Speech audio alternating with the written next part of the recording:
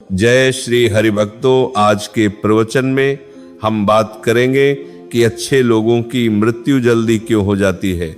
भक्तों, पहले के लोग 100 वर्षों तक या फिर उससे अधिक वर्षों तक जीवन जीते थे, लेकिन आज के समय में 50 से 60 वर्ष तक में ही लोग बूढ़े होकर मृत्यु को प्राप्त हो रहे हैं। और तो और ऐसा देखा जाता है कि जो लोग अच्छे होते हैं, जिनका व्यवहार चरित्र अच्छा होता है, जो पुण्यकर्मी होते हैं, इनमें से कुछ लोग और भी जल्द इस दुनिया को छोड़कर चले जाते हैं। भक्तों, ये आपने तो लोगों से सुना ही होगा कि अच्छे लोगों को भगवान जल्द ही बुला लेते हैं, लेकिन क्या आप जानते हैं कि ऐसा क्यों होता है? क्यों? अच्छे लोग बुरे और दुष्ट लोगों की तुलना में मृत्यु को जल्दी प्राप्त हो जाते हैं। अगर नहीं तो चलिए हम आपको बताते हैं। भक्तों, आपने लोगों से ऐसी बातों को भी सुना होगा कि वे अच्छा व्यक्ति था इसलिए उसे भगवान ने जल्दी बुला लिया। बुरा और दुष्ट होता तो जल्दी मरता नहीं, लोगों को परेशान करता। दोस्तों, कई ग्रंथों में इसके बारे में वर्णन मिलता है, उन्हीं ग्रंथों के माध्यम से चलिए हम जानते हैं कि ऐसा क्यों होता है। श्रीमद् भागवत गीता में भगवान श्री कृष्ण कहते हैं कि जिसका जन्म हुआ है उसकी मृत्यु एक दिन अवश्य होगी। ये कटु सत्य है और किसी मनुष्य के जन्म से पहले ही उसके भाग्य में 5 चीजें लिख दी जाती हैं। पहला है कि मनुष्य का जन्म कब, कहां और किसके यहां होगा। दूसरा है मनुष्य का विवाह कब, कहां और किसके साथ होगा। तीसरा है कि मनुष्य का जीवन कब, कहां और किसके साथ होगा। चौथा है कि मनुष्य का अंत कब, कहां और किसके साथ होगा। और पांचवा है कि मनुष्य का अंत कब, कहां और किसके साथ होगा कि मनुष्य के पास धन संपत्ति कितनी होगी। चौथा है कि मनुष्य कितना विद्वान होगा, अर्थात उसमें कितनी होगी, वो कितना ज्ञानी होगा। और पांचवा है उस मनुष्य की मृत्यु कब, कहा और क्वाला जो रहे कि मनुष्य की मृत्यु कब, कहा, हाँ और कैसे होगी। ये 5 चीजें ऐसी हैं जो अटल है और ये सब मनुष्य के पिछले कर्मों के अनुसार ही मनुष्य के भाग्य में लिख दिया जाता है। मनुष्य सिर्फ कर्म करने के लिए ही स्वतंत्र है। इसीलिए कहा जाता है कि अच्छा कर्म अच्छे भाग्य को बनाता है और बुरा कर्म दुर्भाग्य को बनाता है। भक्तों, आपने ये भी सुना होगा कि जितनी चाबी भरी राम ने उतना चले खिलौना, अर्थात भगवान ने जितना जिसको जीवन दिया है, जो जितने दिनों के लिए आया है, उतने समय तक ही वह इस माया नगरी में रहता है, अर्थात इस संसार में रहता है। हम मनुष्य और संपूर्ण प्राणी भगवान के हाथों का एक खिलौना ही तो है। उनकी मर्जी बिना एक पत्ता भी नहीं हिलता। भक्तों, किसी अच्छे मनुष्य को भगवान इस पृथ्वी लोक में किसी ना किसी उद्देश्य से भेजते हैं। जब विधाता का उस मनुष्य द्वारा वह उद्देश्य पूरा हो जाता है तो भगवान उस मनुष्य को जल्द ही अपने पास बुला लेते हैं, क्योंकि वह मनुष्य भगवान के हृदय में, अर्थात वह मनुष्य भगवान के निकट होता है। आप ये भी कह सकते हैं वह बरकों को मात मात की बात ने प्लारा पर बोले में मनुष्य भगवान का प्रिय होता है।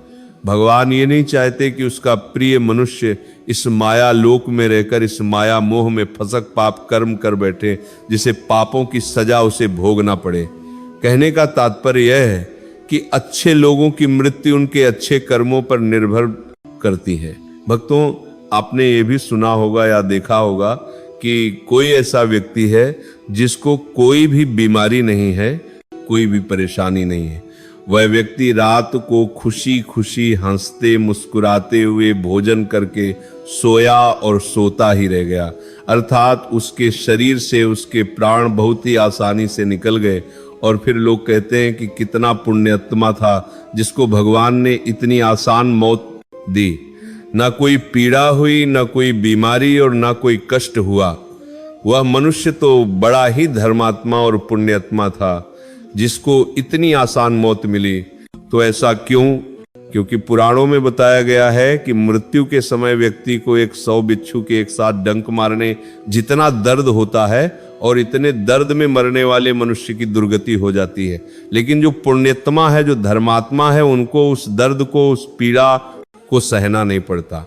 भक्तों, कलयुग के लक्षण के बारे में भी बताया गया है कि पापी चिरायु सुकृति गता, अर्थात कलयुग में पापी मनुष्य ज्यादा जिएंगे और पुण्यात्मा मनुष्य इस लोक को जल्द ही छोड़कर चले जाएंगे। जो लोग ये कहते हैं कि मनुष्य मरने के बाद खाली हाथ जाता है तो ये जान लीजिए कि मनुष्य मरने के बाद भी अपने साथ 3 चीजों को लेकर जाता है। पहला है उस मनुष्य का संचित कर्म, दूसरा है स्मृति और तीसरा है जागृति। इन तीनों को मनुष्य मरने के बाद अपने साथ लेकर जाता है। भक्तों, हम ये सोचते हैं कि हमारे परिवार में या फिर कोई और ऐसा था जिसने कभी भी किसी को नहीं सताया, कभी किसी को पीड़ा नहीं दिया, कभी किसी को दुख नहीं दिया, तब भी भगवान ने उसे जल्दी बुला लिया। उन्हें तो इस संसार में ज्यादा जीना था। तो भक्तों, आप ये भी जान लीजिए कि आपने प्राचीन कथाओं में सुना होगा या फिर पढ़ा होगा कि जब आर्षि मुनि किसी अप्सरा या फिर किसी देवताओं पर क्रोधित होते थे, तब उन्हें दंड देने के लिए पृथ्वी लोक में जन्म लेने का श्राप दे देते थे।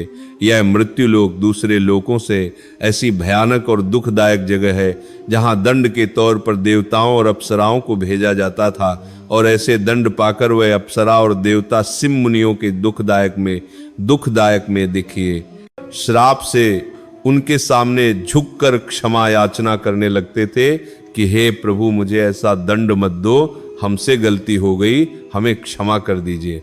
भक्तों, यह मृत्यु लोक पूरे ब्रह्मांड में ना तो अच्छी जगह है और ना ही बुरी जगह है।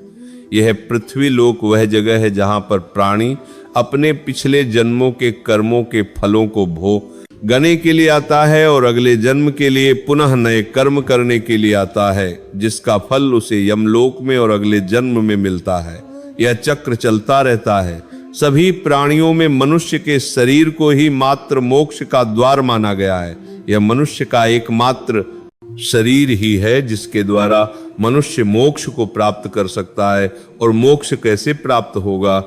मोक्ष प्राप्त होगा भगवान श्री हरि विष्णु का नाम लेने से, हरि भजन करने से, अर्थात परम पिता परमात्मा जो सर्वशक्तिमान है, जो सभी को पालने वाले हैं, जो ना आदि है ना अंत है, जो परम ईश्वर है, अर्थात जो परमेश्वर है, जिनके अंदर पूरा ब्रह्मांड समाहित है, जो परमात्मा है, ऐसे उन परम पिता परमात्मा की भक्ति करके, पुण्य परोपकार करके मनुष्य मोक्ष को प्राप्त कर सकता है।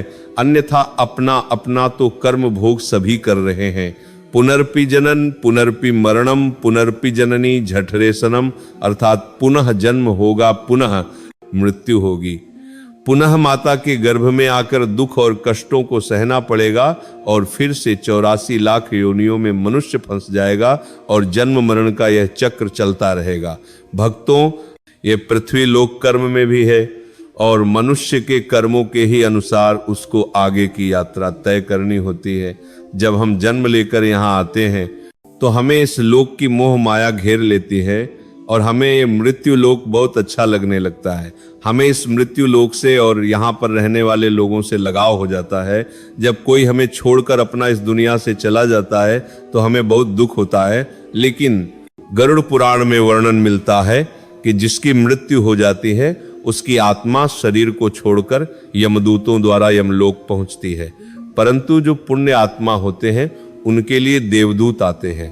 लेकिन अगर कोई पापी व्यक्ति है तो उस व्यक्ति ने पृथ्वी लोक में लोगों को या अन्य प्राणियों को बहुत ज्यादा दुख दे या आए, बहुत ज्यादा सताया है।